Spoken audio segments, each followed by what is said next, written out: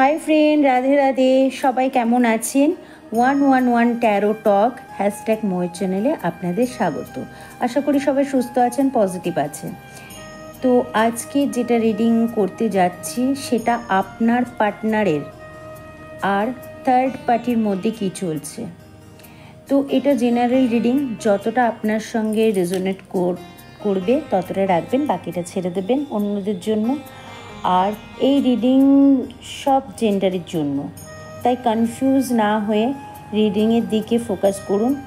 আর এই reading guidance বা এন্টারটেনমেন্টের পারপাসেও আপনি পারপাস হিসাবেও দেখতে পারেন। তো আজকে রিডিংটা তো বলে দিলাম কি হতে চলেছে। তো চলুন প্রথমে আমি দেখে নিই আমার ভিউয়ার্স আর পার্টনারের মধ্যে কি চলছে। হে ইউনিভার্স, আমাকে বলে দে আমার ভিউয়ার্স আর পার্টনারের মধ্যে কি চলছে। Page of sorts. তাহলে ভিউয়ার্সের কারেন্ট ফিলিং, ইয়েস। পার্টনারের কারেন্ট এনার্জি,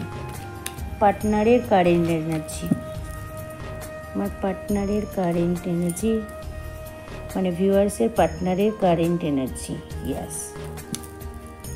থার্ড পার্টির কারেন্ট এনার্জি, থার্ড পার্টির কারেন্ট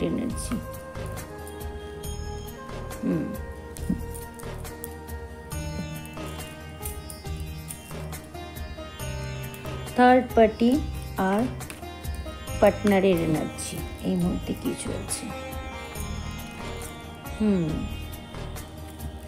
ওকে, তো এখানে কার্ডগুলো অবশ্যই সবাই দেখতে পাচ্ছেন। এখানে অবশ্যই আমি এখানে দেখতে পাচ্ছি আমার ভিউয়ার্সরা একটা স্ট্রাগলের মধ্যে দিয়ে যাচ্ছে, একটা মানে এমন এনার্জির মধ্যে দিয়ে যাচ্ছে। দেখতে পাচ্ছি আপনার জীবনে একজন রাইট পারসন পাবার ইচ্ছা আছে, কিন্তু কোনো কারণে মানে এই ভুল এরকম সিচুয়েশনে আপনি আছেন। আপনার মধ্যে একটা সঠিক পারসন পাওয়ার ইচ্ছা আছে কিন্তু পাচ্ছেন না। আপনার জীবনে যেই আসুক না কেন সে আপনার জীবনে থাকে না। এই এনার্জি মানে আপনি কীরকম এনার্জির মধ্যে আছেন সেটা হচ্ছে কম্পিটিটিভ এনার্জির মধ্যে। এটা ভাবছেন যে সবার জীবনে হয়তো পারফেক্ট পার্টনার আছে, কিন্তু আমার জীবনে লাভ পার্টনার বা কিছু ভালোবাসার মানুষ নেই। এইরকম আপনি সিচুয়েশনের মধ্যে রয়েছেন। আপনার এনার্জি ঠিক এইরকম দেখাচ্ছে আপনার পার্টনারের সঙ্গে। ঠিক আপনার পার্টনার মানে আপনার আর আপনার পার্টনারের যে এনার্জি এই মুহূর্তে আমি দেখতে পাচ্ছি পেজ অফ সর্টসে, যে আপনি যেরকম চাইছেন পার্টনার সেরকম ঠিক আপনি পাচ্ছেন না। আপনি ওর কাছে যতটা রেসপেক্ট চাইছেন, যতটা ভালোবাসা চাইছেন, ততটা কিন্তু আপনি পাচ্ছেন না আপনার পার্টনারের কাছ থেকে। আপনার ওর বিহেভিয়ার দেখেই বুঝতে পারছেন যে ওর নেচারটা একটা অন অফ মানে এই মুড ভালো এই খারাপ এই সিচুয়েশনে আছে।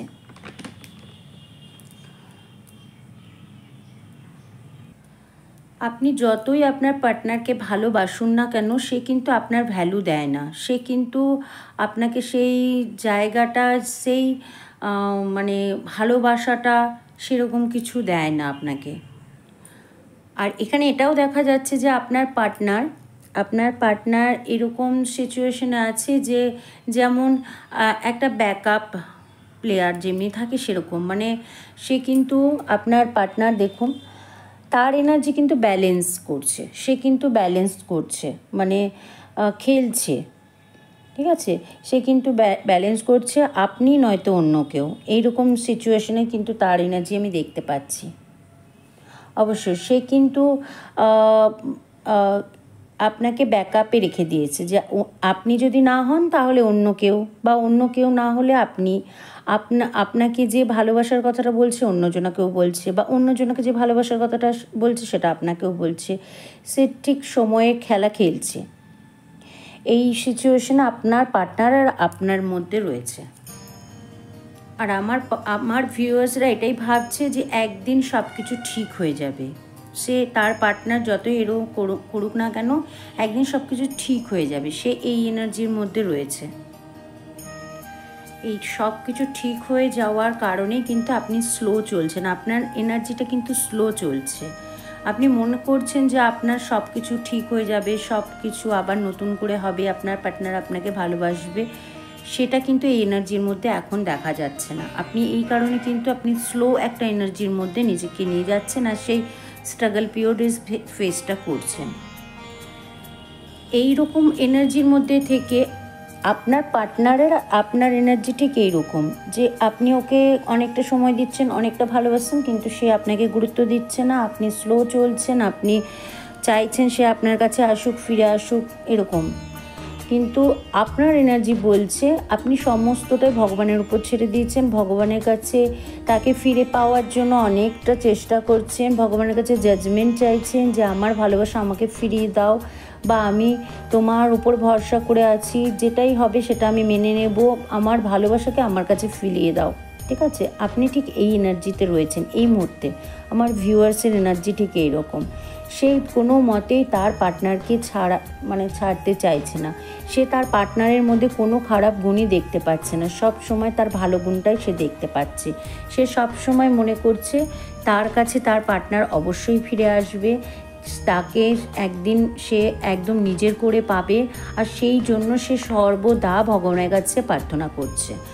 তার এনার্জি ঠিক এই রকম প্রার্থনা, মানে তার মধ্যে সে কখনো ভাবতেই পারছে না বা বুঝতেই চাইছে না যে তার পার্টনার কিন্তু তাকে ইগনোর করছে। এই ব্যাপারটা তার মাথায় কিন্তু ঢুকছে না, কারণ সে তো সত্যিকারে ভালোবাসে, তাই সে সবসময় ভগবানের কাছে প্রার্থনা করছে তার জন্য।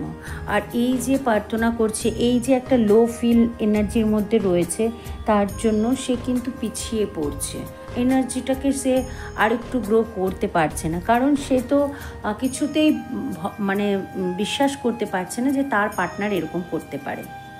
কিন্তু এখানে আপনার পার্টনারের এনার্জি কি বলছে, আপনার পার্টনার কিন্তু খুব ভালো একটা খেলোয়াড়, সে কিন্তু আপনার পার্টনারকে আমার ভিউয়ার্সকে আর তার থার্ড পার্টিকে এখানে কি সুন্দর ব্যালেন্স করছে, একদম পাক্কা খেলোয়াড় যাকে বলা যেতে পারে, সে কিন্তু টোটালি ব্যালেন্স করছে, আপনাকেও আমার ভিউয়ার্সদেরও ভালোবাসছে, থার্ড পার্টিকে দুটোকে কি দারুণ ম্যানেজ করছে। তার কিন্তু সেই ক্ষমতাটা আছে যে সে দুজনকে ম্যানেজ করে চলতে পারে, সে কিন্তু কোনো মতে সিরিয়াস না, দুটোকেই ব্যালেন্স করছে। সেটা হয়তো আপনাকেও বলছে ভালোবাসে, আবার পার্টনার থার্ড পার্টিকেও বলছে ভালোবাসে, আবার থার্ড পার্টিকে একটা কমিটমেন্ট দিচ্ছে সেটাই আবার আমার ভিউয়ার্সদের দিচ্ছে যে আমি তোমাকেও ভালোবাসি, আবার কেননা সে কত তার মনের মধ্যে কথা জমাবে, তাই সে আপনাকেও যা বলছে আবার থার্ড পার্টিকেও তাই বলছে। তারপর আপনার এখানে থার্ড পার্টির এনার্জিটা দেখুন, থার্ড পার্টির এনার্জির সঙ্গে সে কিন্তু সবসময় কথা বলছে, থার্ড পার্টির মধ্যে একটা পজিটিভ এনার্জি আছে, সে কিন্তু যে পজিটিভ তাকে ভালোবাসছে সে বুঝতে পারছে, কিন্তু কোনো ক্ষেত্রে সে কিন্তু ডিসকাস করতে চাইছে, সে কিন্তু জানতে চাইছে সে কি কমিটমেন্ট কেন দিচ্ছে না। এমন নয় যে থার্ড পার্টিকে আপনার পার্টনার ভালোবাসে বা থার্ড পার্টির সঙ্গেই সে থাকতে চায় না, থার্ড পার্টি কিন্তু কিছুটা হলেও আপনার পার্টনারের পরিস্থিতি বা সিচুয়েশন বুঝতে পেরেছে। ঠিক আছে, থার্ড পার্টি, যার কারণে সে কিন্তু কমিটমেন্ট চাইছে। দেখুন 10 অফ পেন্টিকলস, এখানে সে তার বাড়িতে জানাতে চাইছে যে যদি তার পার্টনার আপনার পার্টনার যদি থার্ড পার্টিকে কোনো কারণে কমিটমেন্ট দিয়ে থাকে, সেই কমিটমেন্টের জন্য কিন্তু তার ফ্যামিলির সঙ্গে সে কথা বলতে চাইছে, কিন্তু আপনার পার্টনার আমার ভিউয়ার্সদের পার্টনার, যে লাইফ পার্টনার যাকে মনে করছে, সে কিন্তু থার্ড পার্টিকে কমিটমেন্ট দিচ্ছে না, কারণ সে তো সিরিয়াস নয়। কেননা সে প্রথম থেকে এত রকমের সম্পর্কের মধ্যে জড়িয়ে থেকে না, এখন সে এই একদম একটা পূর্ণ ভালোবাসা সমর্পণ ভালোবাসা এরকম তার মধ্যে নেই, তাই সে থার্ড পার্টিকেও কমিটমেন্ট দেয়নি। আর থার্ড পার্টি অপেক্ষা করছে যে সে তাকে কবে কমিটমেন্ট করবে, কমিটমেন্ট করার পর সে তার ফ্যামিলির সঙ্গে কথা বলবে। কিন্তু সে এখন কিছুটা হলেও বুঝতে পারছে, যে সে কিছুতেই ওকে কমিটমেন্ট দেবে না। ঠিক আছে, সে বুঝতে পারছে তার ভালোবাসার এখানে সে কোনো গুরুত্ব দেবে না। বাড়ির লোককে বললেও তো সে ফেঁসে যাবে যে আমি একজনকে ভালোবাসি, কিন্তু বলে কি হবে, যে যাকে ভালোবাসে সে তো কমিটমেন্টই দেয়নি। আপনার পার্টনার তো সে তো খেলছে, সে কি করে থার্ড পার্টিকেই বা কমিটমেন্ট দেবে, কি করে আপনাকে কমিটমেন্ট দেবে। এখানে থার্ড পার্টির সিচুয়েশন, এখানে যে থার্ড পার্টির দোষ তা না, থার্ড পার্টি কিন্তু আপনার পার্টনারের যে পরিস্থিতি সেটা বুঝতে পেরে গেছে। সে কিন্তু থার্ড পার্টি কিন্তু সে বুঝতে পেরে গেছে তার পার্টনারের যে তার পরিস্থিতি কি, সে তার কাছে কি চাইছে বা তার কাছে কি পড়ছে। সে যে মিথ্যে কথা বলছে তার কাছে মাঝে মাঝে ধরাও পড়ে যাচ্ছে, কারণ সে অনেক দিন ধরেই চাইছে তার কাছে কমিটমেন্ট, কিন্তু কিছুতেই কমিটমেন্ট দিচ্ছে না। আর বাড়ির লোক তাকে প্রেশারাইজ দিচ্ছে বা বাড়ির লোককে সে কিছু বলতে পারছে না। তখন এ নিজে বুঝতে পারলো, তখনও ভগবানকে মানে বলছে যে সম্পর্কটা তাহলে কি হবে। এই পরিস্থিতিতে দেখুন থার্ড পার্টিকে কিন্তু কমিটমেন্ট দেয়নি, তাই থার্ড পার্টির এনার্জি কিন্তু একটু আপনার থেকে হাই লেভেলে। আপনি যেমন একটা আপনি আমার ভিউয়ার্সরা যেমন বিশ্বাসই করছে না যে তার পার্টনার এরকম হতে পারে, এখানে কিন্তু থার্ড পার্টি সেরকম নয়। থার্ড পার্টি কিন্তু তাকে ভালোবাসে, তার কাছ থেকে কমিটমেন্ট চাইছে, এটা থার্ড পার্টির এনার্জি। কিন্তু সে ভগবানের ওপরে বেশি বিশ্বাস করছে, কারণ তার পার্টনারের পরিস্থিতি কিন্তু থার্ড পার্টি বুঝতে পেরে গেছে, তাই সে ভগবানের দিকে বেশি ঝুঁকে পড়ছে, ভগবানের উপর সব কিছু মানে ছেড়ে দিয়েছে।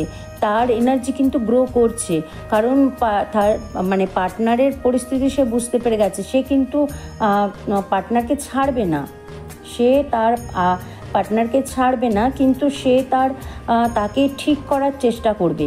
এখানে দ্য লাভার্সের কার্ড, সে কিন্তু একসঙ্গে দুজনা থাকতে চাইছে, কিন্তু তার থেকেও পার্টনারের থেকেও বিশ্বাস করছে ভগবানকে, এঞ্জেলকে। সে চাইছে যদি এই সম্পর্কটা তার লাইফে আসে সেটা সঠিকভাবে আসুক, কোনো মতেই এই সম্পর্কটা আমি ভেঙে দেবে না।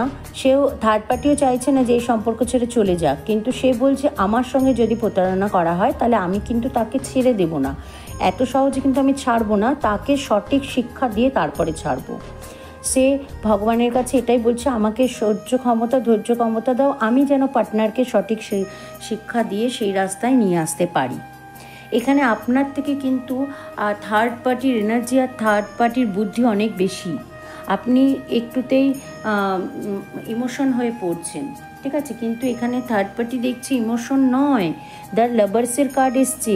যদি আমি তাকে ভালোবাসি, আমার সম্পর্কে স্টেবিলিটি আনতে চাই, এখানে দেখুন স্টেবিলিটির কার্ডও এটা, তাহলে আমাকে আমার পার্টনারকে মানে থার্ড পার্টি ভাবছে, তাহলে আমার পার্টনারকে সঠিক পথে নিয়ে আসতে হবে, এই রকম তার পরিস্থিতি। তো চলুন দেখে নিই আমার ভিউয়ার্সদের ইন ফিউচার, মানে ফিউচারে কি হবে, এই তার পার্টনারের সঙ্গে ফিউচারে কি হতে চলেছে। হে ইউনিভার্স আমাকে হেল্প কর। আর থার্ড পার্টির সঙ্গে পার্টনারের ইন ফিউচার কি হতে চলেছে, থার্ড পার্টির সঙ্গে অবস্টিকল কি আছে পার্টনার আমার ভিউয়ার্সদের জন্য। হ্যাঁ, আর কি করা উচিত সাজেস্ট দাও। বাহ, খুব ভালো। কি আছে,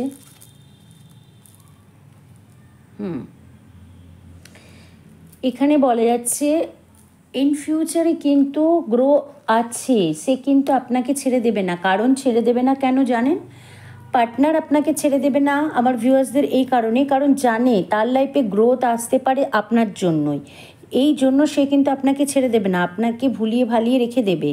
কিন্তু সে নিজে কিন্তু পরিবর্তন না হওয়ারই চান্সেস এখানে দেখাচ্ছে। এখানে দেখুন সে কিন্তু পুরোপুরি মানে যে সব কিছু ভুলে গিয়ে নিজেকে পরিবর্তন করে আপনার কাছে আসবে তা না।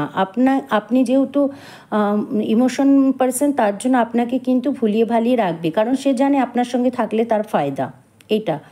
কিন্তু এখানে থার্ড পার্টি দেখুন, থার্ড পার্টি কি, থার্ড পার্টি কিন্তু ইমোশনের জায়গাটা কিন্তু নেই, সে কিন্তু সিরিয়াস, সে চাইছে ইমোশন যাই থাকুক না কেন আমি একে চট করে ছেড়ে দেবো না, কারণ তার মধ্যে যথেষ্ট বুদ্ধি আছে। সে কিন্তু ইমোশনটা না, তার মনটাকে ব্লক করে রেখেছে, সে কিছুতেই এইখানটা থেকে বেরোবে না।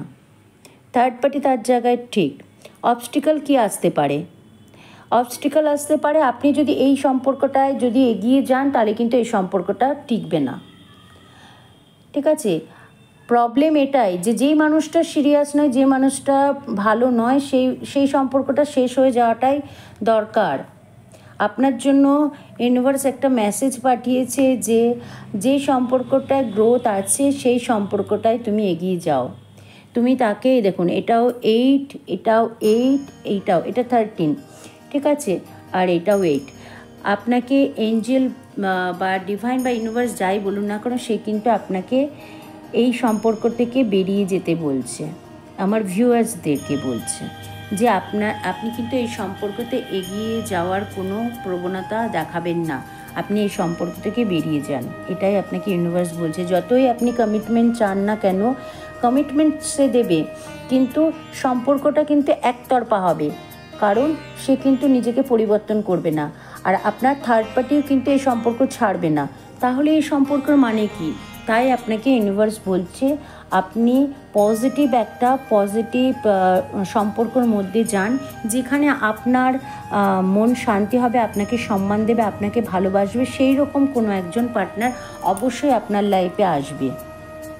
এটাই আপনার জন্য মেসেজ যে খুব তাড়াতাড়ি আপনার লাইফে অন্য এক ব্যক্তি আসবে যে আপনাকে সম্মান দেবে, আপনাকে ভালোবাসবে। কিন্তু এই যে ডেক অফ কার্ড পাঠাচ্ছে, আপনি অবশ্যই একে ছেড়ে চলে যান, এই সম্পর্কটা আপনি কিন্তু এগোবেন না, কারণ একতরফা ভালোবাসা কখনোই হয় না। তো এটাই ছিল আজকের রিডিং। যদি ভিডিওটা ভালো লাগে তাহলে অবশ্যই একটা লাইক, কমেন্ট, শেয়ার করুন। দেখা হচ্ছে নতুন ভিডিওতে। রাধে রাধে।